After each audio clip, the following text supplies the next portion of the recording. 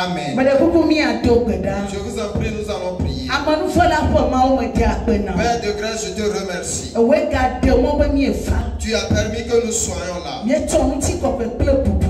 te donnons du respect. Il est temps afin que tu nous parles. Nous sommes dans l'écoute. Tout ce que bon te semble, viens nous le dire ce matin. Au nom de Jésus-Christ. Amen. Amen. Acclame à l'Éternel des armées. Alléluia. Amen. Ce matin,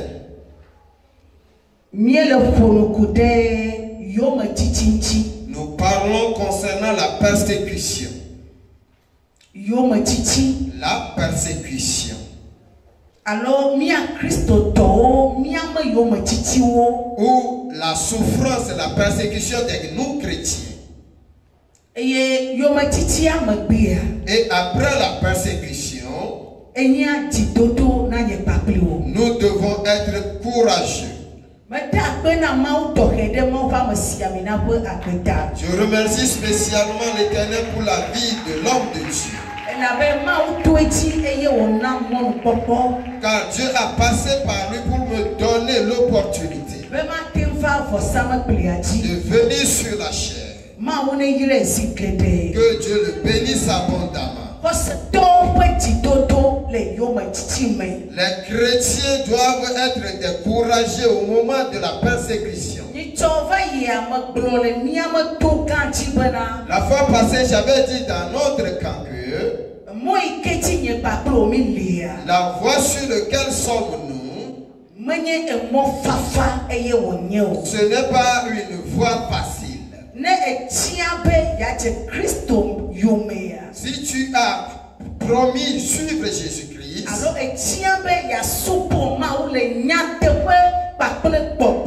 ou bien tu as choisi adorer l'Éternel dans l'esprit et dans la chair,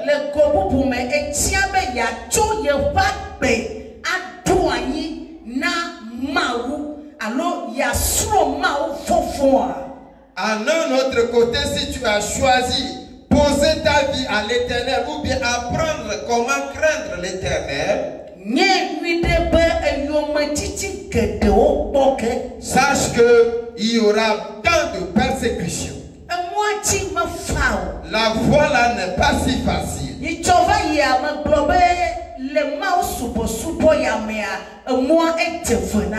La fois passée, j'avais dit dans l'adoration de Dieu là, la voie est double. La voie est double. Je suis celui qui fréquente l'église. Ou bien je suis chrétien. Il y a une grande différence. Quelqu'un qui va à l'église peut mener toutes sortes de vies. Et ces gens ne peuvent pas rencontrer des difficultés. Car tu es dans le monde. Et tu appartiens au monde. Donc le monde ne va pas te haïr. Mais plutôt il va t'aimer. Et il va permettre que tout soit facile pour toi. Et la fois passée, nous avons dit la voie de Dieu est double. La Bible a dit la première voie est si large. Et beaucoup sont sur cette voie.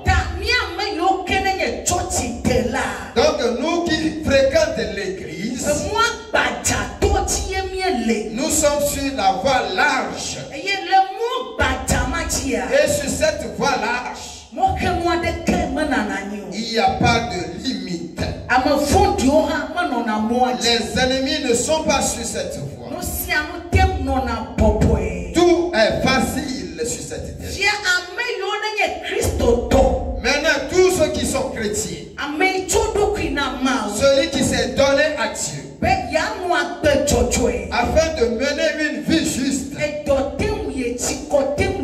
Qu'il soit affamé ou soif, il va suivre Christ en vérité et en esprit. Ce sont ceux qui se trouvent sur la deuxième voie. La Bible a dit la voie là est si étroite. C'est très resserré. Ça démontre que ce n'est pas large, mais c'est resserré. Mais tous ceux qui sont chrétiens ont choisi de dorer dans l'esprit et en vérité. Ce sont ceux qui se trouvent sur cette voie. Ce sont eux qui se trouvent sur la voie étroite. Maintenant écoute. La voie étroite. Il y a des persécutions sur la voie là. Il y a de l'amertume sur cette voie. Il y a des tentations sur la voie là. Il y a les pleurs sur la voie là. Il y a la famille là-bas. Renier à son époux ou épouse résiste sur cette voie-là. Des enfants rébellions se trouvent sur cette voie-là. Le père se lève contre le fils sur la voie-là. La voie-là est étroite. C'est la voie de la vie éternelle. Et rien n'est si simple, facile sur cette voie. Et si advenait que les choses sont faciles sur la voie, des fois Dieu lui-même va permettre que les choses soient encore dures. Car la parole de Dieu a dit, Jésus dit, celui qui a décidé de me suivre doit se renier et porter ma croix. En un autre côté, il a dit qu'il prenne sa croix, sa propre croix. Est-ce que tu sais ce que c'est que la croix?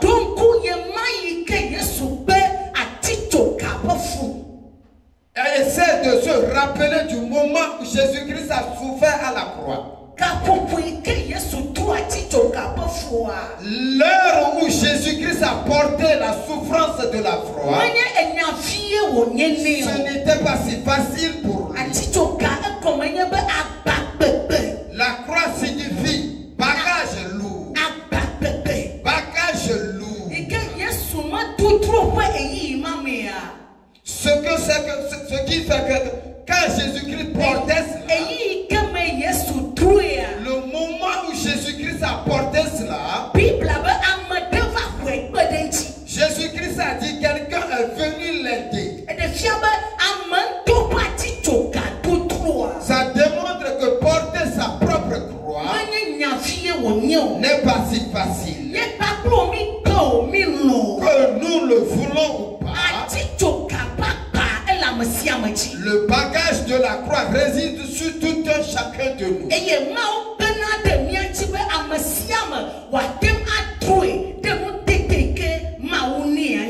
Et Dieu nous aide que tout chacun de nous puisse le porter selon la capacité reçue de Dieu.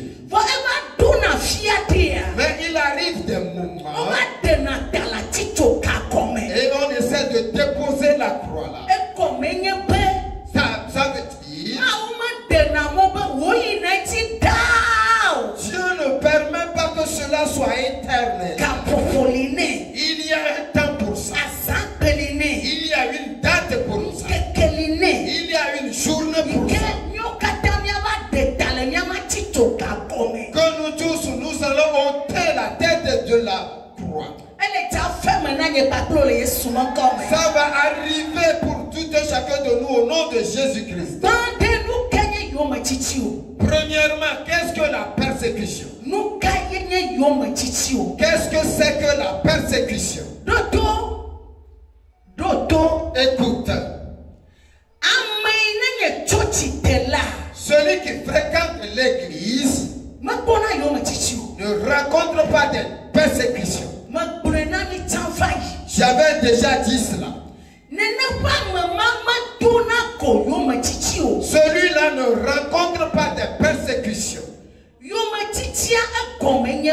La persécution a comme explication: tu ne vas rien faire à personne, mais les gens vont te persécuter. Ils vont vouloir détruire ton atelier. Ils vont détruire ton mariage. Ils veulent que ton enfant meure. Ils veulent que ton épouse meure.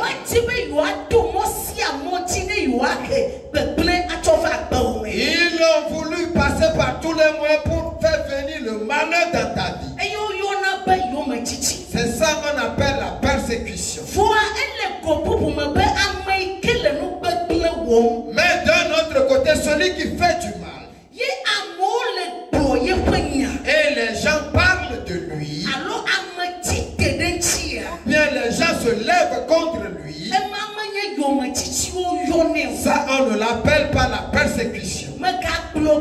Je vais le redire. Celui qui fait du mal, ou bien celui qui a pris le mari d'autrui, celui qui a de seconde épouse, celui qui a pris la chose appartenant à autrui,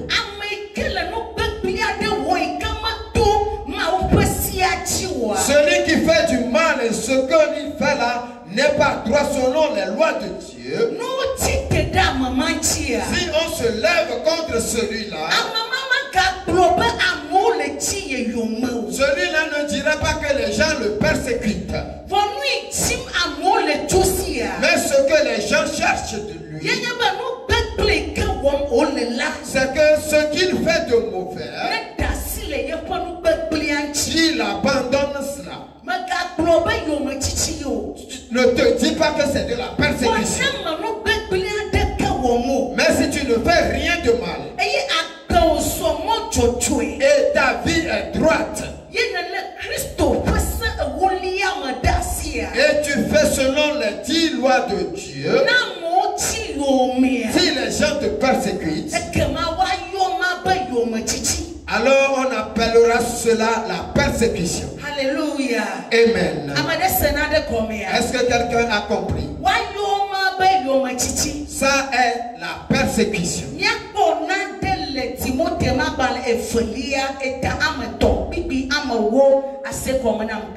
Nous allons voir quelque chose dans 2 Timothée verset 3. 2 Timothée 3 verset 10. 2 Timothée 3. Verset 10 à 12.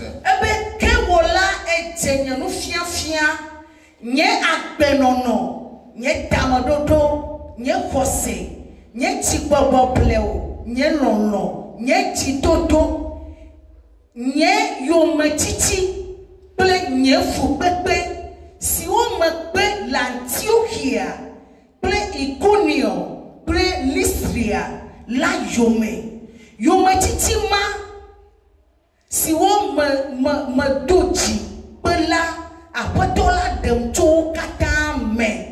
2 Timothée 3 verset 10 nous dit: pour toi, tu as suivi de près mon enseignement, ma conduite, mes résolutions, ma foi, ma douceur, ma charité, ma constance.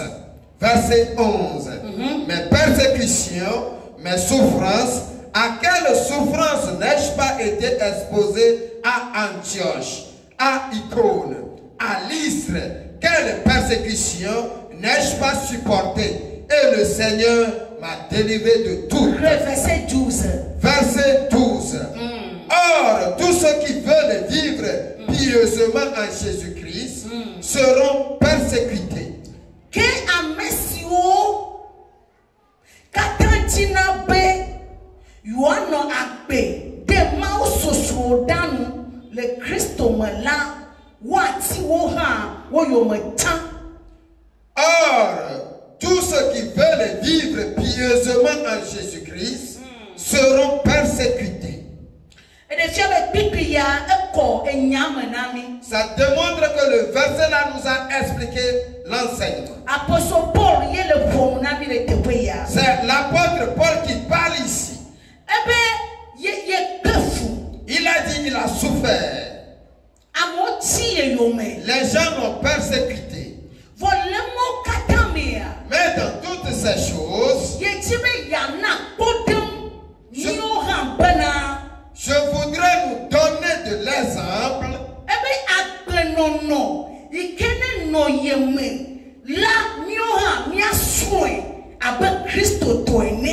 Il a dit d'apprendre sa vie de chrétienté comme il l'avait en lui.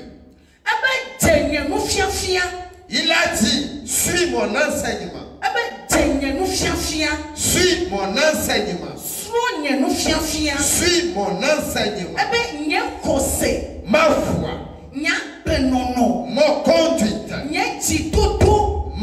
Ma persévérance.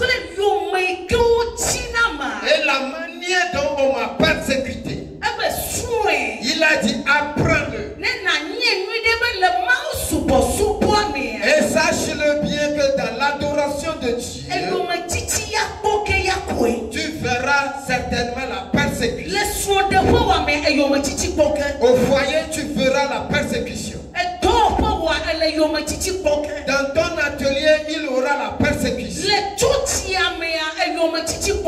Dans l'église, tu auras la persécution. Maintenant, il dit, le temps là où on le persécutait, il était parti travailler à Dieu à Antioche et à Icône. Il dit qu'il est parti travailler à Dieu. Ça démontre qu'il est parti faire du bien. Faire le bien là, les doigts devaient le persécuter. C'est pourquoi j'avais dit.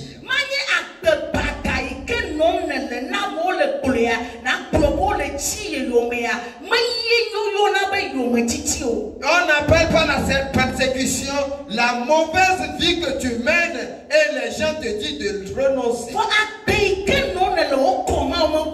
Mais plutôt la vie que tu mènes pour glorifier le nom de Dieu. Ou bien tu as choisi de travailler à Dieu. Sache que tu verras la persécution. Donc la source de ce qui est bien amène la persécution. Tu as choisi de dire rien que la vérité. Quand quelque chose fait du mal, alors quelqu'un fait du mal, tu le démontres que ce n'est pas du tout bien.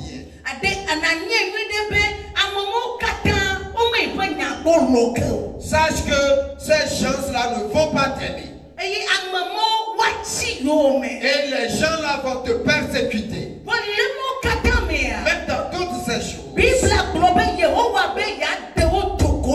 la Bible a promis, la Bible a dit, Dieu a promis les sauver. Donc, toi qui traverses quelque chose aujourd'hui, à cause de Dieu, à cause du Christ, ton mariage est dur. À cause de Dieu, tu n'as pas ce que tu vas manger aujourd'hui. À cause de Dieu, tu es âgé, mais tu n'es pas toujours marié. À cause de Dieu, où poser ta tête aujourd'hui, tu ne l'as pas. Et ça, c'est à cause de Christ.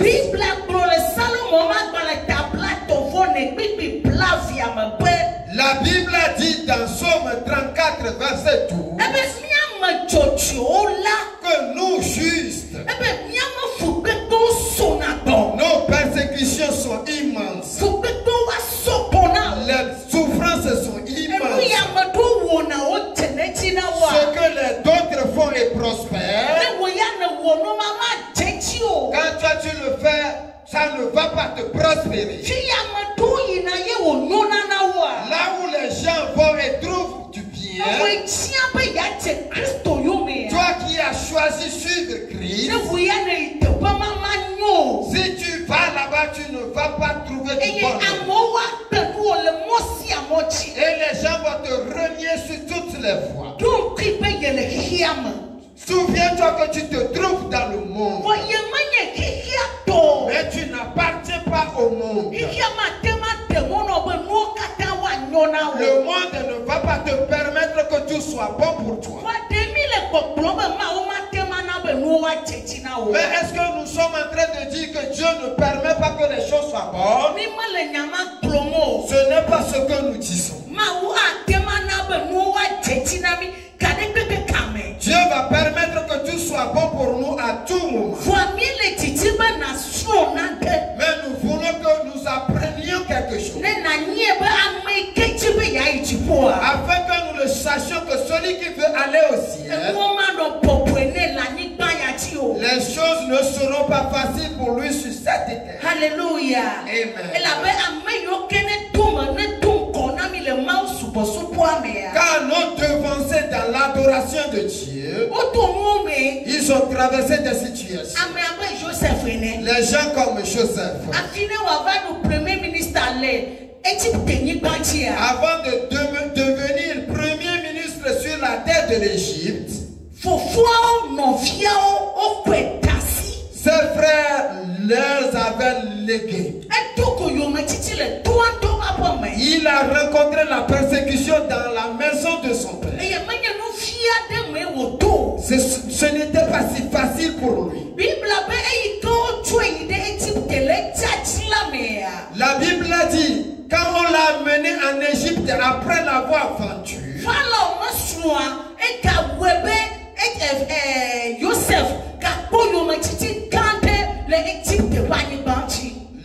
la femme de Pharaon avait fait que Joseph a trouvé la persécution sur la terre égyptienne. Quand tu sondes la vie de David, il n'a pas rencontré peu de choses. Les gens l'ont persécuté. Ils voulaient le tuer. Ils ont voulu le tuer prématuré. Même son enfant s'est levé contre lui. L'enfant qui provient de lui, qui est Absalom.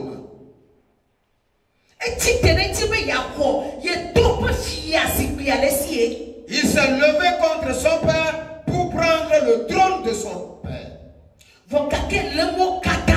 Mais après tout ça, comme le plan de Dieu résidait sur tout un chacun de un à un,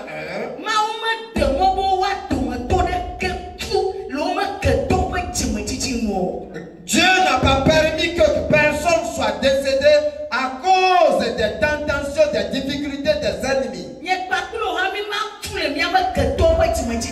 Toi et moi, nous ne mourrons pas selon la volonté de nos ennemis.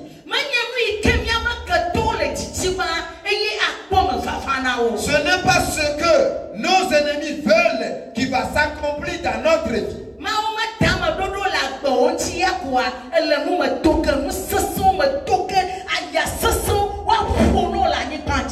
Tu traverseras des côtés difficiles, des persécutions certainement, selon le plan de Dieu. Il dit, je vais le sauver dans toutes choses. Je vais veiller que son os ne soit pas cassé. Ça va s'accomplir pour nous au nom de Jésus-Christ.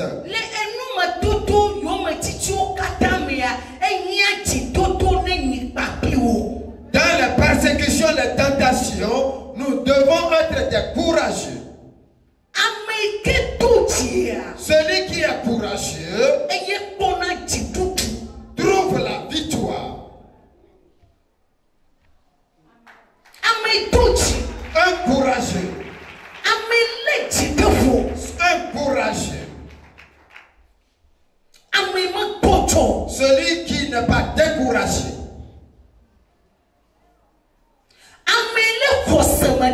Celui qui a la foi. Ce sont ces gens qui trouvent la victoire.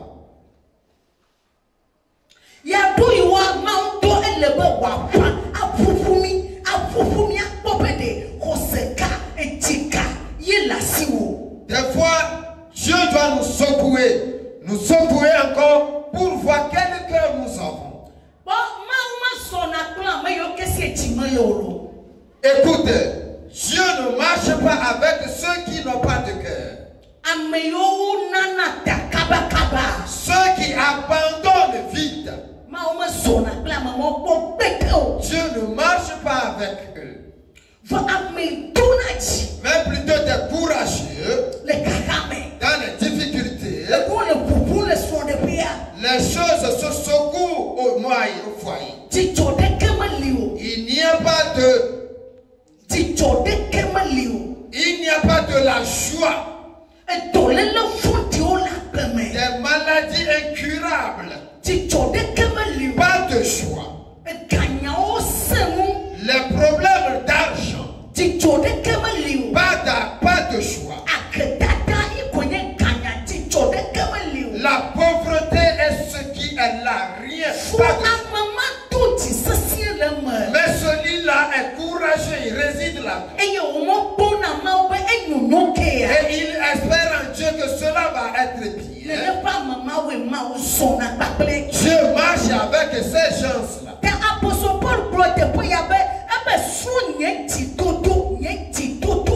L'apôtre Paul dit ici, suis mon enseignement. Suis mon enseignement. Nous devons être des courageux.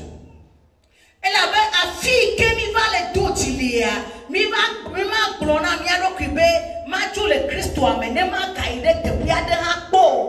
Donc là où nous sommes des courageux, nous ne pouvons pas nous dire que je vais quitter le Christ et aller ailleurs voir. Elle avait mis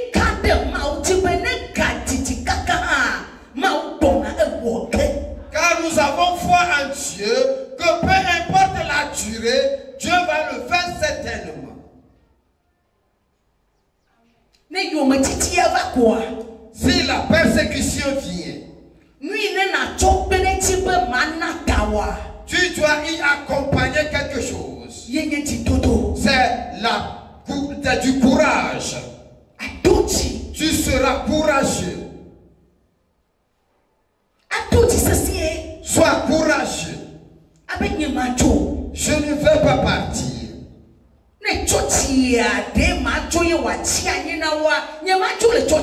Si je veux quitter l'église et laisser aux autres, je ne veux pas partir.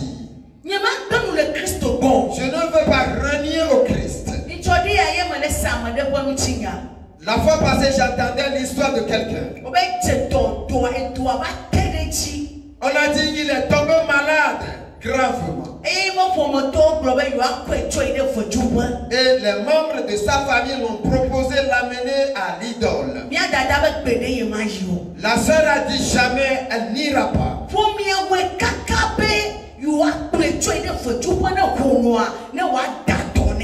La famille a tout fait pour qu'elle soit avec l'idole pour qu'on puisse le guérir là-bas.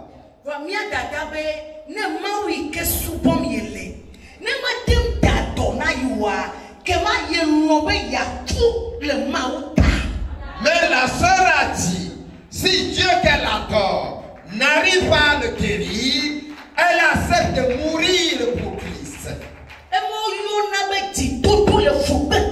C'est ça qu'on appelle le courage au moment de la difficulté. La souffrance. Rien n'est difficile sur cette terre si ce n'est la maladie.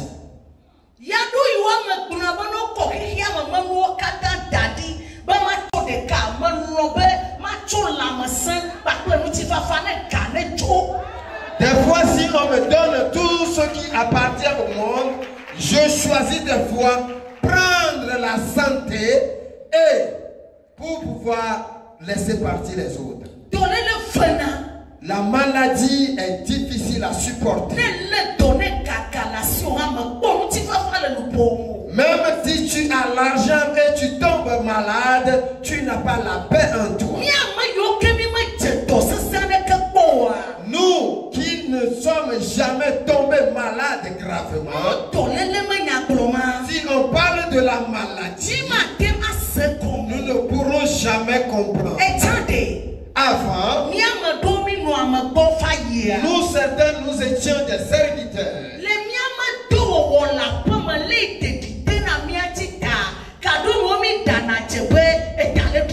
Dans nos travaux de ménage, comme nous étions tellement fatigués, nous mentons des fois que nous avons le mot de tête.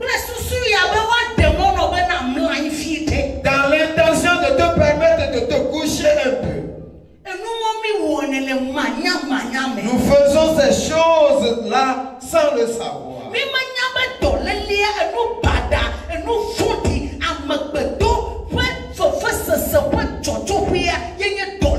Nous ne savons pas que la maladie est grave, mauvaise. Nous ne savons pas que c'est la source des mauvais côtés de l'homme. Pourquoi j'ai donné l'histoire là? Dans ce moment de difficulté, elle est toujours courageuse. C'est ça qu'on appelle vrai croyant. En vérité, Dieu a permis, il a ôté son esprit de la femme. La femme est morte. Mais la seule chose qui est capitale,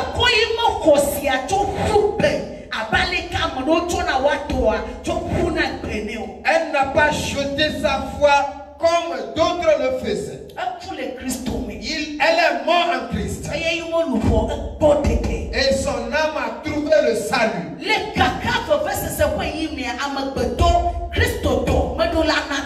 Dans le moment de difficulté, de persécution, le chrétien ne devait pas céder, ne devait pas céder. Dis-toi, ce qui va se passer, se passera. Si Dieu me sauve, j'accepte. S'il ne me sauve non plus, j'accepte également.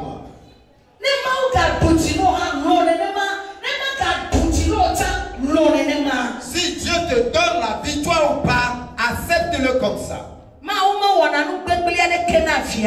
Dieu ne fait jamais de mauvaises choses.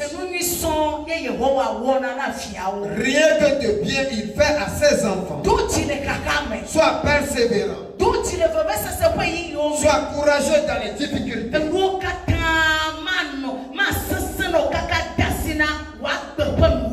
Les choses ne seront pas difficiles jusqu'à ton dernier jour. Car il arrivera un temps. Dieu va te sauver en toutes choses. Et cela va paraître comme du rêve.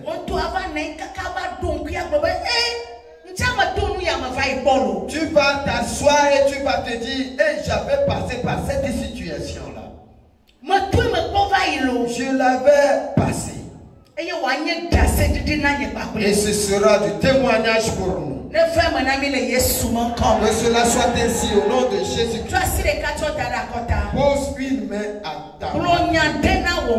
Dis quelque chose à ton Dieu. Nous savons que les choses sont difficiles pour toi. Les choses sont si difficiles.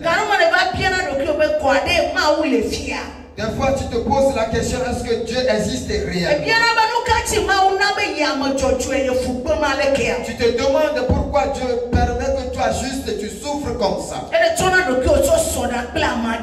Et tu vas te comparer avec d'autres personnes.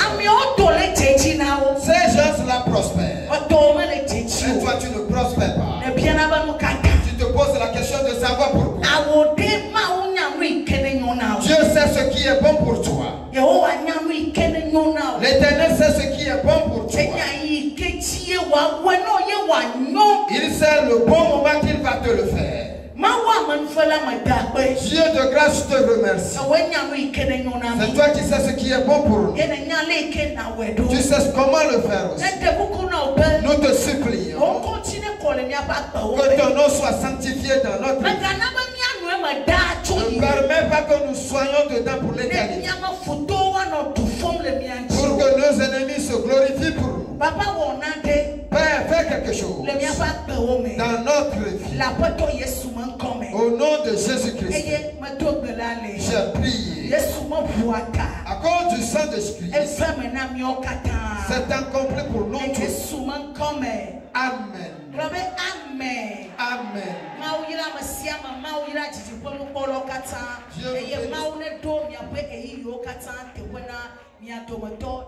Amen. Bye bye. Shalom.